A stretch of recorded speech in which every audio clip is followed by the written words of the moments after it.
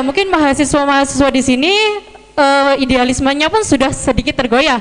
Padahal kan kalau katanya Tan Malaka, idealisme itu adalah kemewahan terakhir bagi anak muda, katanya seperti itu. Tapi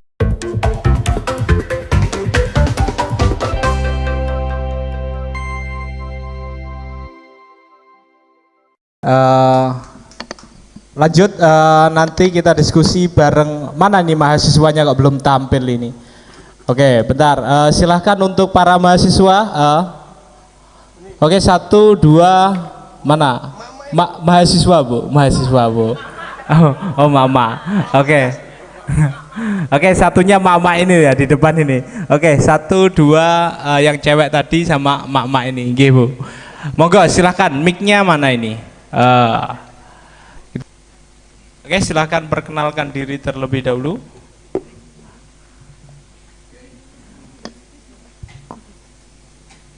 Baik, selamat malam semuanya. Perkenalkan, nama saya Alvin. Saya dari PMII Blitar. Bukan siapa-siapa, bukan kepala desa, hanya mahasiswa miskin ya dari Blitar Selatan. Makan sehari 15.000 kebutuhannya. Satu kali saya. Oke, pertanyaan saya Bung Rocky.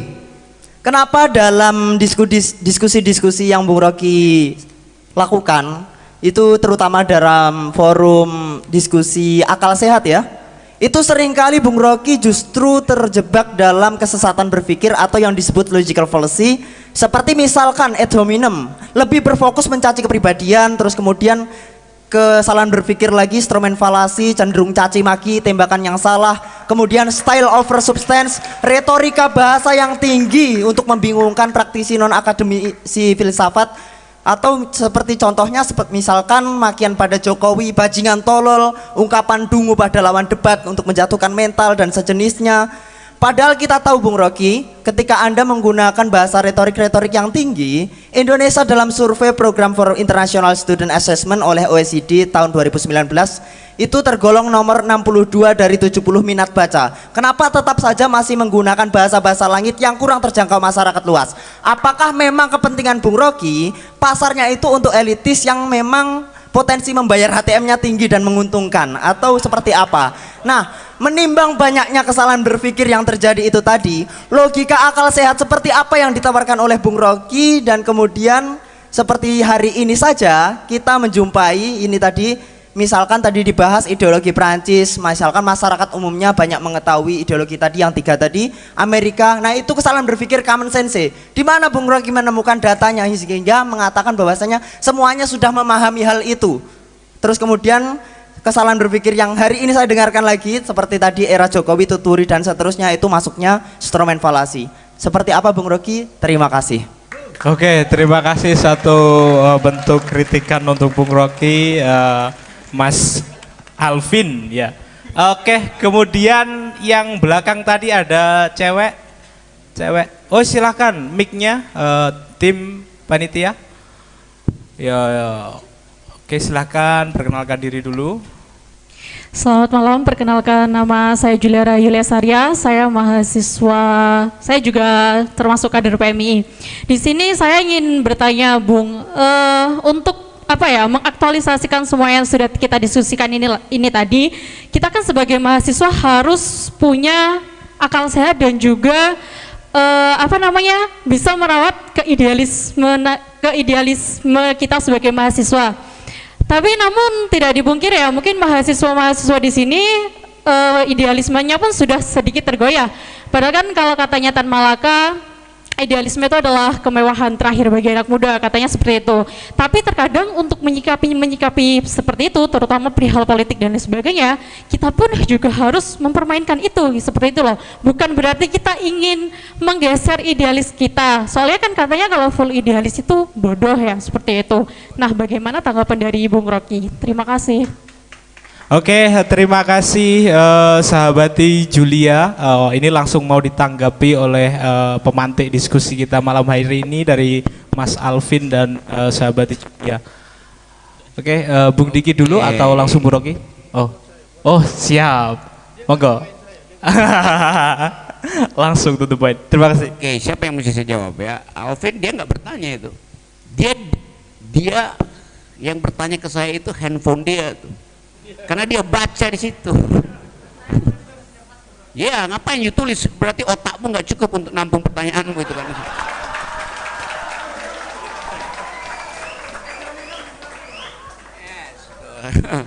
Tapi nanti belakangan ya. Beda dengan Yulia tuh. Oke. Jadi saudara Alvin bahkan bertele-tele dia masih baca HP-nya sama dengan seseorang di Istana Negara yang harus membaca dan salah pula bacanya. Yulia dia ucapkan dengan cara saksama dan dalam tempo singkat-singkatnya poinnya. Itu beda otak laki-laki sama otak perempuan.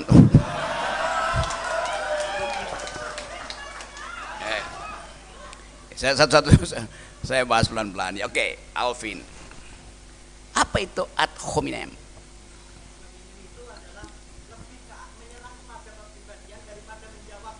Oke, sampai di situ. Iya, saya tahu itu. Oke. Apakah Presiden Jokowi seseorang atau sesuatu?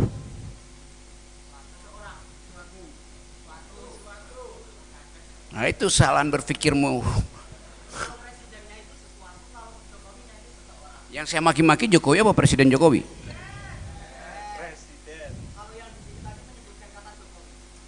Ya Jokowi statusnya apa? Ya, yang saya maki-maki status dia apa dianya? Nah ini mulai ini namanya dalam logika kesalahan bifurkasi itu. Baru saya suruh lakukan itu. You bikin bercabang supaya seolah-olah ada yang benar. Kalau ini nggak benar, yang ini yang benar tuh. Nah itu kekacauan pikiranmu tuh. Oke, jadi saya usah bahas ya. Oke. Sekarang Yulia apa tadi? Poinnya tadi. Oke, soal idealisme itu. Waktu dia mengutip tadi Tan Malaka itu. Alvin tahu siapa Tan Malaka? Oke. Tan Malaka menulis Madilog tanpa referensi. Dia nggak baca handphone Tan Malaka. Dia nggak pakai buku. Kenapa? Waktu Tan Malaka nyebrang dari Jepang ke Indonesia, dia mampir di Hong Kong, di Uber oleh Intel Amerika. Maka semua buku kirinya itu dia tenggelamkan di pelabuhan Hong Kong. Dia datang ke Indonesia dengan memori tentang semua dalil yang pernah dia baca di Belanda, Inggris, Rusia, Jepang. Tan Malaka memanfaatkan otaknya dan dia tulis buku itu. Nah, itu bedanya seseorang yang memakai otak sebagai tempat menyimpan memori dan orang yang sekedar memakai laptop atau handphone untuk menyimpan memori itu.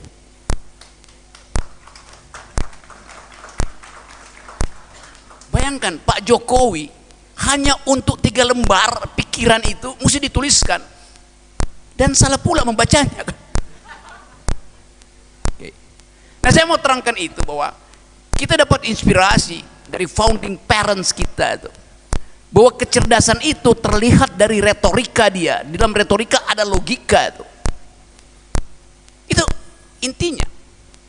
Walaupun kalau saya kasih kritik pada Tan Malaka, logika, dialektika dan madilog, materialisme, dialektika dan logika, madilog sebetulnya itu bertentangan. Logika dan dialektika itu bertentangan. Logika artinya menghilangkan kontradiksi. Dialektika artinya menghasilkan kontradiksi. Jadi dari judulnya aja saya bilang, yes, sorry ya, Saudara Tan Malaka, Anda memanfaatkan dua istilah yang saling membatalkan. Tidak mungkin Anda berlogika sambil Anda berdialektika, nggak bisa. Di dalam logika kita cari prinsip koherensi. Di dalam dialektika kita pakai prinsip kontradiksi. Itu bedanya tuh. Alvin bisa nangkap, jangan ngerokok aja. Setelah nangkap baru merokok boleh itu. Jadi sekali lagi idealisme itu tumbuh kalau di kepala kita ada dua aktivitas yang berlangsung di dalam ruang masing-masing, ruang dialektika untuk memeriksa kontradiksi, ruang logika untuk merawat koherensi. Sekarang kita tanya, mana menteri mana kabinet, isi kabinet yang menghasilkan logika dan yang menghasilkan kontradiksi. Ya, terangkan perlahan-lahan. Hari ini Pak Jokowi ada di Dubai. Di dalam upaya untuk meminta pemerintah Dubai membiayai IKN. Lalu Kompas tulis headline hari ini, Jokowi ada di Dubai dan mulai terlihat hilal kecil tentang potensi investasi di IKN. Hilal kecil itu. Coba kita lihat cara Kompas meledek hilal. Yes. Yang mesti kita tanya, hilal versi Muhammadiyah apa versi NU? Kan dialektikanya begitu. Jangan dengan versi NU. Kalau hilalnya Muhammadiyah pasti itu ada kalkulasinya tak tak tak. Kalau NU ya bisa berubah sedikit. Iya, itu soalnya. Jadi semua hal yang kita bicarakan di sini dalam upaya untuk memeriksa apakah kita berpikir dialektik secara transparan, tidak menyembunyikan isi argumentasi, atau kita berpikir koherensi secara logis justru dengan memamerkan keketatan pendasaran argumen. Kan itu intinya di situ. Jadi sekali lagi itu penting, dan ya tadi Pak Diki benar itu bahwa ya oke, mungkin kalau kita pakai itu sebagai ukuran, maka cara berpikir kabinet itu tidak logis dan tidak dialektis itu. Akibatnya ya berantakan kebijakannya kan. Kebijakan pendidikan tinggi ya betul, sebaiknya Kementerian Pendidikan Tinggi itu dihapus saja, dikasih ke Muhammadiyah. Oke.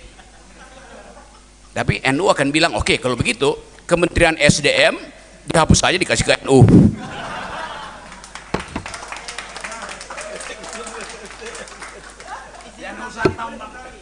Oke. Terima kasih. Oke, mic-nya tolong ini untuk menanggapi.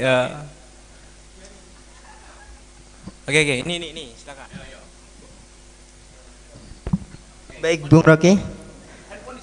Oke, siap, saya nggak pegang handphone hari ini. Sekarang. Baik, izin menanggapi. Jadi alih-alih untuk menjawab pertanyaan saya, akal sehat seperti apa yang Bung Rocky tawarkan dan juga logika seperti apa yang Bung Rocky tawarkan, Bung Rocky justru cenderung menyerang saya ad hominem. Lagi-lagi ke situ lagi.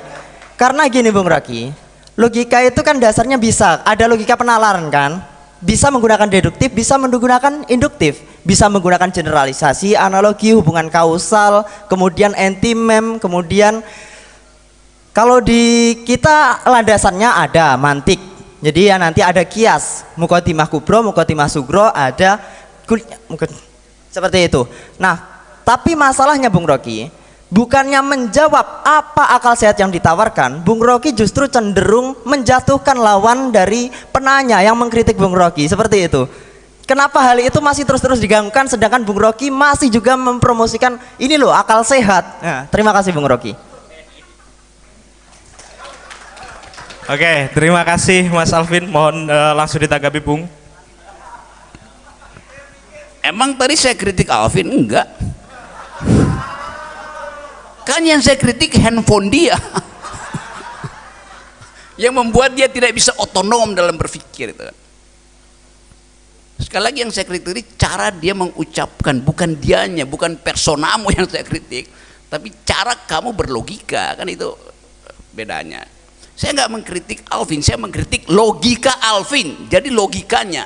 Saya mengkritik logika Jokowi, bukan Jokowinya tuh. Itu bedanya tuh. Ad hominem itu artinya menghina manusia untuk menjatuhkan argumennya itu. Saya nggak menghina. Oke, dapat poinnya ya. Oke. Ya. ayo Vin. Oke, apa lagi tuh pertanyaan berikut? Oke.